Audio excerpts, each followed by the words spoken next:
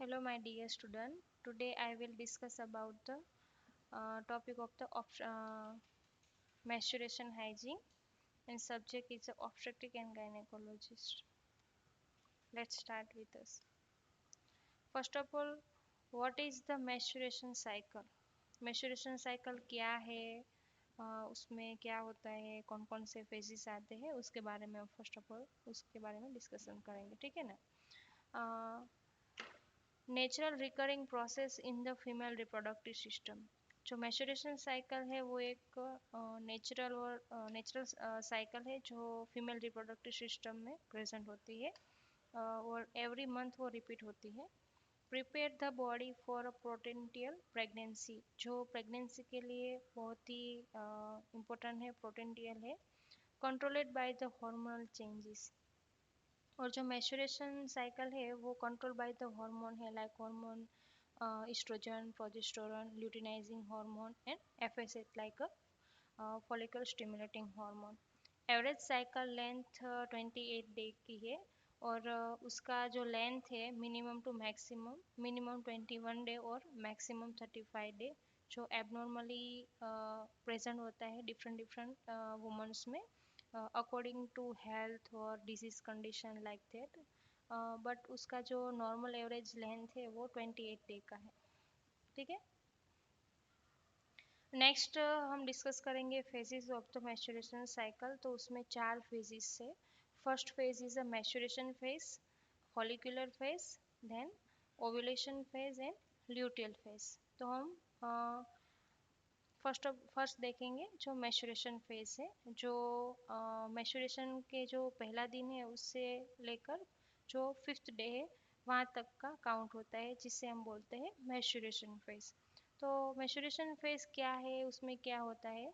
तो जो एमसी का जो फर्स्ट डे है उसमें क्या होता है, ब्लीडिंग होता है थ्रू द वजाइना। तो उससे लेकर 5 डे तक जो ब्लीडिंग होता है वो मैच्योरेशन फेज में काउंट होता है।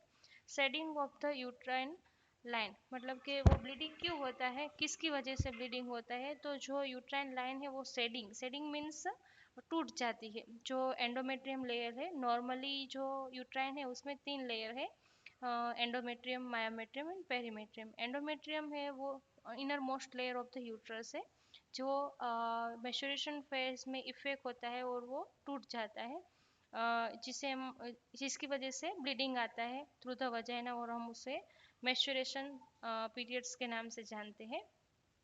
नेक्स्ट उसमें क्या होता है, तो कॉमन सिम्टम्स प्रेजेंट होते हैं, like during the maturation period woman complaining like the cramps, fatigue, mood changes, abdominal pain, irritation like that symptoms हमको देखने को मिलते हैं। नेक्स्ट उसमें हार्मोनल चेंजेस भी होते हैं। तो हार्मोनल चेंजेस में कौन कौन से चेंजेस होते हैं? तो low estrogen level and progesterone level. और इसका मेन रीज़न क्या होता है कि एस्ट्रोजन लेवल और प्रोजेस्टेरोन लेवल क्यों डाउन हो जाता है इसमें? तो जो एग होती है, जो हम ओवम बोलते हैं, उसे एग के नाम से भी जान सकते हैं, एक एग भी बुला सकते हैं। तो वो फर्टिलाइज होके आता है तो इसका जो लेवल है वो लो नहीं होता है, लेकिन अगर जो वो बिना फर्टिलाइज का वो आता है तो उसकी वजह से जो एस्ट्रोजन और प्रोजेस्टेरोन हार्मोन है उसका लेवल डाउन हो जाता है, जिसकी वजह से जो यूट्राइन की inner most layer like endometrium उसके अफेक्ट करता है और उसकी वजह से जो एंडोमेट्रियम लाइनिंग है वो शेडिंग हो जाती है, टूट जाती है और उसकी वजह से जो डेब्राइट्स टिश्यू और सेल होता है वो थ्रू द वजाइना बाहर निकलते हैं, जिसे हम बोलते हैं मैच्योरेशन, ठीक है ना। तो इस फेज में क्या होता है, तो जो मैच्योरेशन फेज है उसमें तो जो एंडोमेट्रियम लेयर है वो टूट जाता है, उसकी वजह से बहुत सारे कॉमन साइन एंड सिम्टम देखने को मिलते हैं, लाइक क्रैम्प्स, फटीग और मूड चेंजेस। और इनमें हार्मोनल चेंजेस भी देखने को मिलते हैं, like low level of the estrogen and progesterone.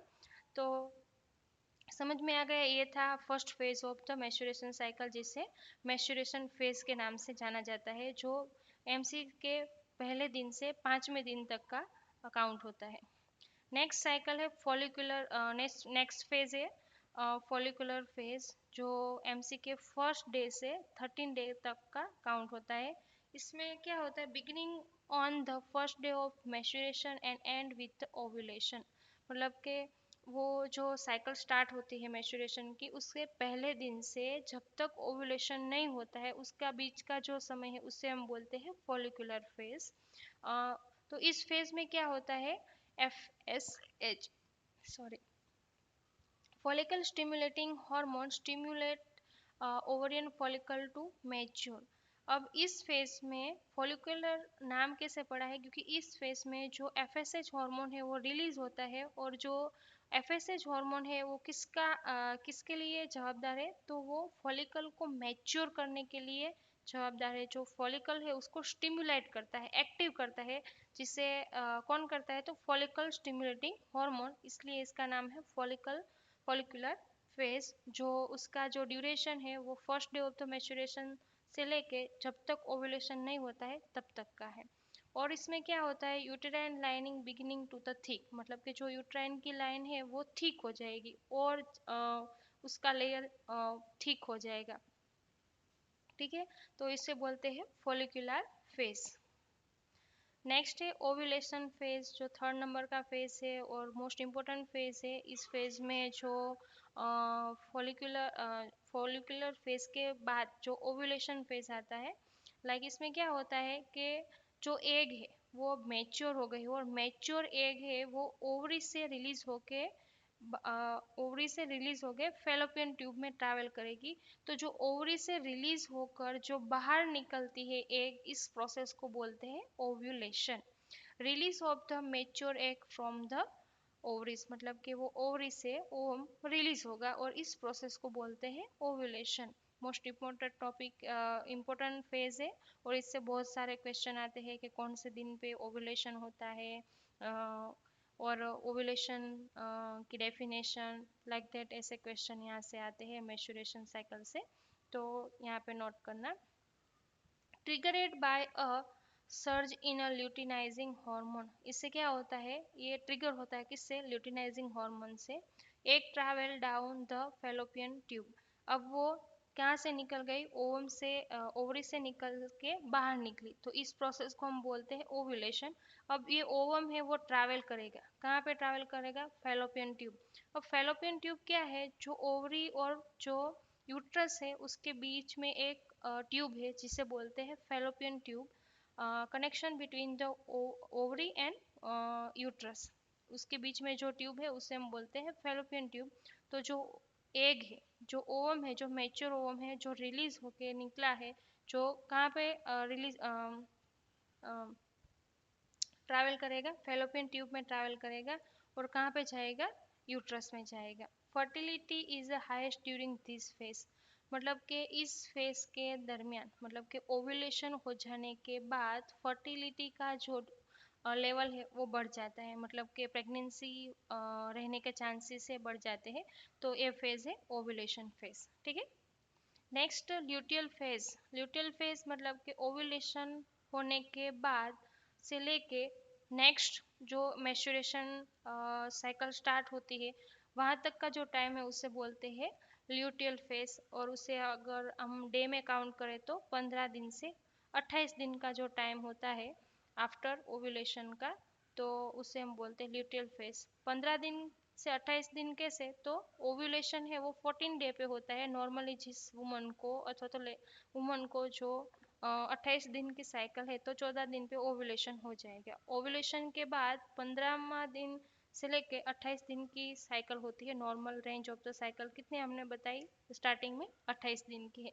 तो जो ओव्यूलेशन के बाद का जो टाइम है उसे हम बोलते हैं ल्यूटियल फेज। तो इस फेज में क्या होता है, corpus luteum from the ruptured follicles, मतलब के जो ओवम है।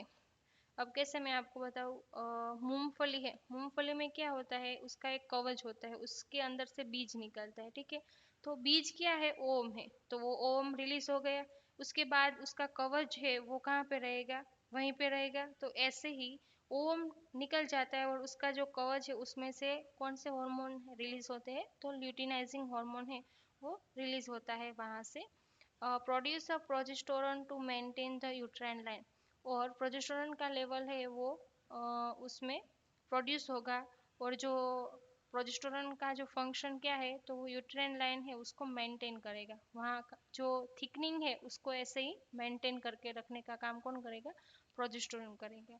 If no pregnancy occur hormone level drop leading to maturation, अगर प्रेगनेंसी अकर मतलब प्रेगनेंसी नहीं है, लाइक जो फर्टिलाइज ओवम है वो ट्रैवल करके कहाँ पे पहुंचता है, यूट्रस में पहुंचता है, लेकिन जो यूट्रस में पहुंचने के टाइम अगर जो एग है वो फर्टिलाइज नहीं है, तो जो हार्मोन लेवल है वो कैसा हो जाएगा, डाउन हो जाएगा, और decrease the level of the hormone. इसकी वजह से क्या होगा, shedding of the uterine line, मतलब कि जो एंडोमेट्रियम लेयर है यूट्रस का, इनर मोस्ट लेयर, यूट्रस का सबसे अंदर का जो लेयर है वो टूट जाएगा और ब्लीडिंग स्टार्ट हो जाएगा, और नेक्स्ट मेंस्ट्रुएशन पीरियड आ जाएगा, नेक्स्ट एमसी साइकिल स्टार्ट हो जाएगा। तो ये सब प्रोसेस होती है ल्यूटियल फेस के अंदर, जो 15 दिन के 28 दिन के बीच में होता है, ठीक है। Next importance of the maturation cycle, कौन कौन से इम्पोर्टेंस है जो मैच्योरेशन साइकिल में। तो फर्स्ट है indicator of the overall health, मतलब जो मैच्योरेशन साइकिल है हमारी पूरी ओवरऑल हेल्थ है उसको इंडिकेट करता है, लाइक हमारी हेल्थ प्रॉपर नहीं है, कोई डिजीज कंडीशन है, लाइक हार्मोनल इम्बेलेंस है, स्ट्रेस है, वर्कलोड है, स्लीप डिस्टर्बेंस है, तो मैच्योरेशन प्रॉपर टाइम पे नहीं आएगा, मैच्योरेशन साइकिल डिस्टर्ब हो जाएगी। इसकी वजह से हमें पता चल जाएगा कि हमारी जो हेल्थ है प्रॉपरली नहीं है, उसमें कोई प्रॉब्लम प्रेजेंट है, like help track fertility and identify the potential issue, मतलब हम एबनॉर्मल मेंस्ट्रुएशन साइकिल है तो उससे आइडेंटिफाई कर सकते हैं कि कोई फर्टिलिटी का कोई प्रॉब्लम है, कोई पोटेंशियल इश्यू है, लाइक ऐसे हम इसको ट्रैक कर सकते हैं, इजीली फाइंड कर सकते हैं। Regular cycle indicate hormone balance, जो रेगुलर साइकिल उसको मतलब आपकी जो साइकिल है मेंस्ट्रुएशन साइकिल वो रेगुलर है, तो इसका मतलब ये है कि आपका जो बॉडी के अंदर जो हार्मोन है वो बैलेंस्ड है, मतलब normal level of the hormone है। अगर वो साइकिल है वो इरेगुलर है, इसका मतलब ये है कि हार्मोन इनबैलेंस है, बिकॉज जो साइकिल है वो डिपेंडेंट है हार्मोन की, like estrogen hormone, progesterone hormone, follicle stimulating hormone और ल्यूटिनाइजिंग हार्मोन। देन इरेगुलरिटी में सिग्नल मेडिकल कंडीशन, कहीं बार जो मेंस्ट्रुएशन साइकिल है वो इरेगुलर होता है और इसकी वजह हो सकती है कोई medical condition, like PCOS, thyroid disorder, ऐसे कई सारे मेडिकल कंडीशन होती है जिसकी वजह से हार्मोन डिस्टर्ब होता है, और उसकी वजह से क्या होता है, जो मेंस्ट्रुएशन साइकिल है उसका इरेगुलेशन हो जाता है, ठीक है। नेक्स्ट यहाँ पे कॉमन मेंस्ट्रुअल डिसऑर्डर, कुछ डिसऑर्डर यहाँ पे मैंने लिस्ट आउट किए हैं, तो 4 डिसऑर्डर है, dysmenorrhea, amenorrhea, menorrhagia and PMS. तो फर्स्ट ऑफ ऑल हम डिस्कस करेंगे डिसमेनोरिया। डिसमेनोरिया मतलब के painful periods, normally during the menstruation periods के टाइम पे हमें क्या होता है, पेन प्रेजेंट होता है, लेकिन डिसमेनोरिया में क्या होता है, जो पेन है वो उससे हम बहुत पेन होता है, मतलब नॉर्मल जो पेन है उससे पेन ये ज़्यादा होता है, इसको हम कंडक्ट कर सकते हैं डिसमेनोरिया के अंदर। एमेनोरिया मतलब एब्सेंस ऑफ द मेंस्ट्रुएशन, इसमें क्या होता है, एमसी साइकिल एब्सेंस होती है, like menopause, then breast feeding, then pregnancy के टाइम पे, और कहीं मेडिकल कंडीशन की वजह से मतलब मेंस्ट्रुएशन साइकिल प्रेजेंट नहीं है, तो उसके अलग अलग टाइप है जो हम नेक्स्ट स्लाइड में हम डिस्कस करेंगे इसके बारे में डिटेल्स में। अभी आप यहाँ पे अ, ये समझ लो कि एमेनोरिया मीन्स का absence of the menstruation cycle. Next menorrhagia, menorrhagia means heavy bleeding, more than normal bleeding amount से, मतलब नॉर्मल ब्लीडिंग से ज़्यादा ब्लीडिंग होने इसे हम बोलते हैं menorrhagia. Then PMS, premenstrual syndrome, menstruation की डेट आने से पहले आपको कुछ कुछ ऐसे एबनॉर्मल सिम्टम देखने को मिलते हैं, चिड़चिड़ापन, cramps, mood swings, vomiting, like that, ऐसे हमें सिम्टम्स देखने को मिलते हैं, इसे हम बोलते हैं पीएमएस। मतलब उसका फुल फॉर्म है premature syndrome. Hormonal interplay and feedback loops.